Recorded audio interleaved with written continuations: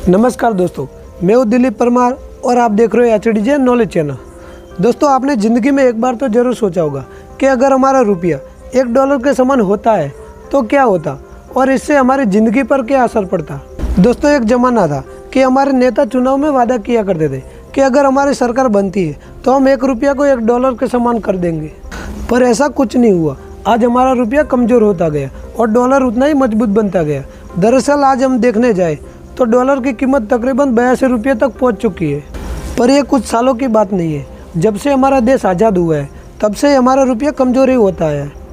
तो चलो दोस्तों, आसान भाषा में जानते हैं कि अगर हमारा रुपया $1 के समान होता तो क्या होता और इससे हमारी ज़िंदगी पर क्या असर पड़ता। दोस्तों, दो करेंसी के बीच जो कंजर्वेशन रेट होता है उसको एक्सचेंज रेट कहते हैं और 3 तरह के रेट होते हैं: fix exchange rate, floating exchange rate और manage exchange rate. Fix exchange rate का मतलब है जिसे सरकार कंट्रोल करेगी कि करेंसी का एक्सचेंज रेट और कंजर्वेशन रेट क्या होगा। फ्लोटिंग एक्सचेंज रेट का मतलब है कि मार्केट में जो सप्लाई और डिमांड है उसके बेसिस पर करेंसी का रेट अपने आप बदलता रहता है। तो ये कैसे बदलता है, अगर आपको सरल भाषा में समझाओ तो आप और मैं दोनों अलग अलग टापू पर रहते हैं। आप अपने टापू पर टमाटर लगाते हो और मैं अपने टापू पर प्याज लगाता हूँ। फिर हम दोनों अपनी अपनी करेंसी बनाते हैं। आप अपने करेंसी में टमाटर कॉइन बनाते हो और मैं अपने करेंसी में प्याज कॉइन बनाता हूँ।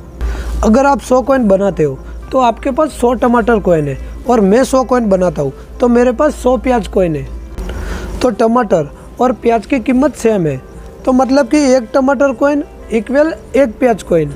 और कुछ महीनों बाद आप ज़्यादा मेहनत करते हो, 100 टमाटर की जगह 200 टमाटर उगा लेते हो और मैं कुछ मेहनत नहीं करता, मैं सिर्फ 100 ही प्याज उगा पाता हूँ। अब अचानक से आपके करेंसी की वैल्यू बढ़ गई है क्योंकि आपके पास सिर्फ 100 ही कॉइन अवेलेबल है और आपके पास कॉइन बड़े नहीं है, तो 1 कॉइन की कीमत 2 टमाटर के बराबर हो गई है।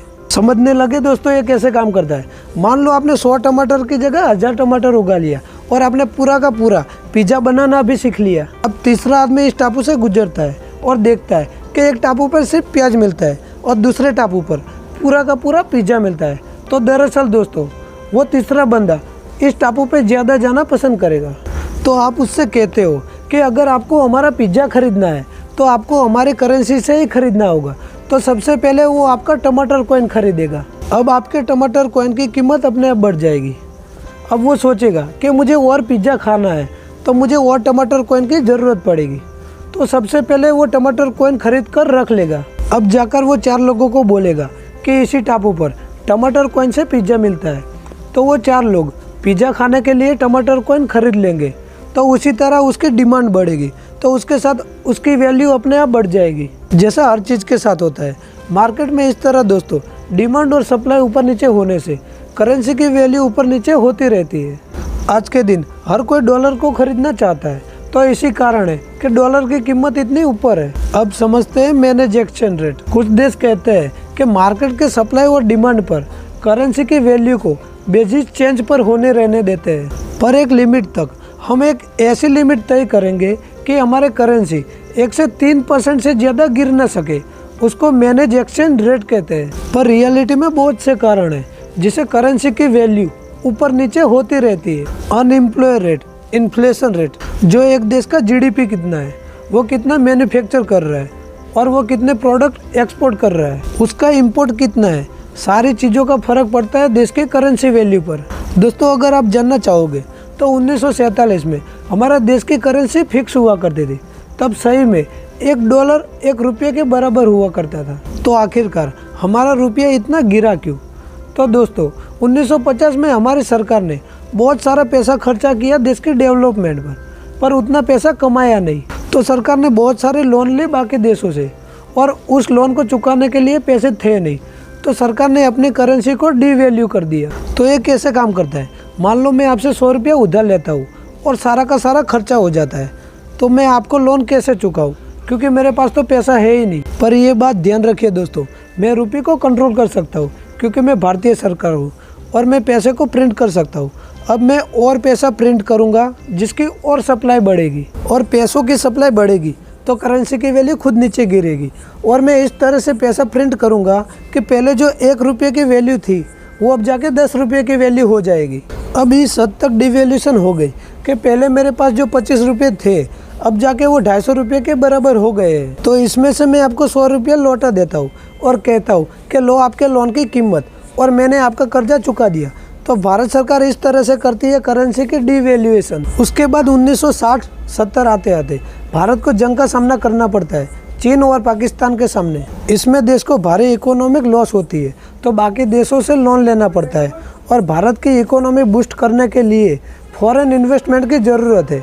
और फॉरेन इन्वेस्टमेंट तब आता जब हमारे देश में कुछ चीज़ें सस्ती मिलती। इसी कारण से सरकार ने फिर से एक्सचेंज रेट बदलकर $1 की कीमत 7 रुपया कर दिया।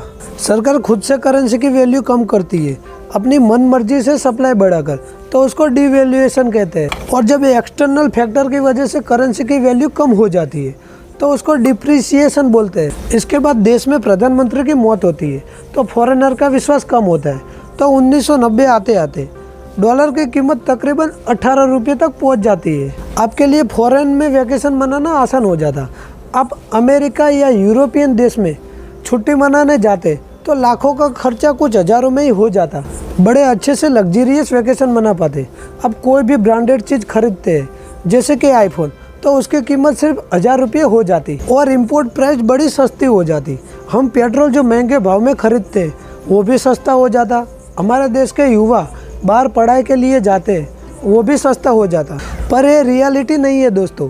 अगर ऐसा होता है तो कोई भी फॉरेन इन्वेस्टमेंट भारत में आएगा ही नहीं। ऑलमोस्ट ना के बराबर भारत में इन्वेस्टमेंट आएगी, क्योंकि बाहरी देश हमारे देश में इसीलिए इन्वेस्टमेंट करेंगे कि भारत में लेबर रखनी सस्ती हो कंपेयर टू वेस्टर्न कंट्री।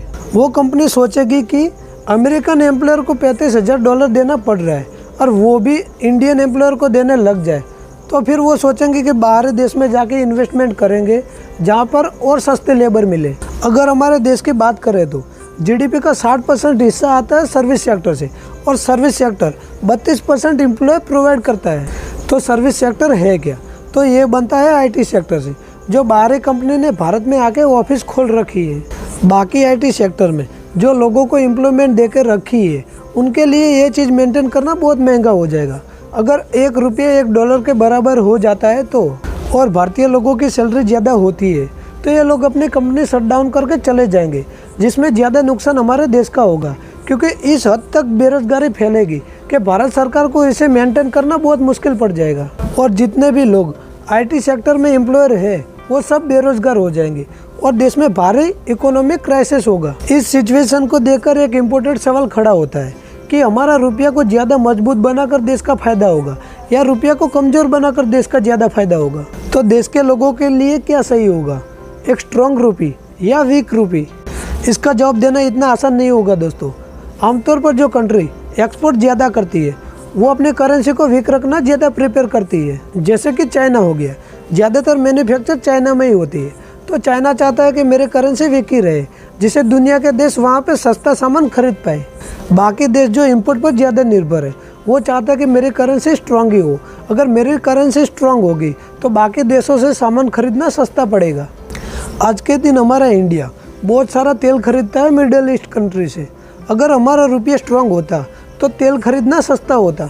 तो सब मिलाकर बात करें तो हमारा देश एक्सपोर्ट ज़्यादा करता है या इम्पोर्ट? तो ज़्यादातर हमारा देश इम्पोर्ट पर ही निर्भर करता है।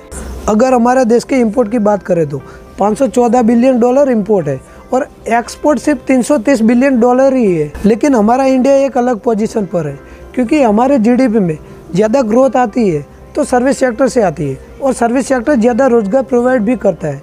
तो इंडिया चाहता है कि हमारी करेंसी वीक ही रहे। अगर हमारे देश की इकोनॉमी बूस्ट करनी है तो हमें इंपोर्ट पर निर्भरता बहुत हद तक कम करनी होगी। तो इसे कैसे कम कर सकते हैं? तो इंडिया एक रिन्यूएबल एनर्जी पर फोकस कर सकता है, जिसे भारत में बहुत ज़्यादा गर्मी पड़ती है। अगर हम सौर ऊर्जा का ज़्यादा से ज़्यादा इस्तेमाल करें तो ऑयल पर निर्भरता कई हद तक कम हो सकती है। दूसरा, जो भारत अपनी छोटी मोटी कंपनियों को ज़्यादा से ज़्यादा प्रमोट करे, ताकि एक्सपोर्ट की बात आए तो भारत सिर्फ आईटी सेक्टर की बात ही ना कर पाए। तो उम्मीद करता हूँ दोस्तों आपको ये वीडियो इन्फॉर्मेटिव लगा होगा। आप ऐसा वीडियो देखना चाहते हो तो कमेंट में लिखकर ज़रूर बताएं, और साथ में हमारे चैनल को लाइक करके सब्सक्राइब करना ना भूलें।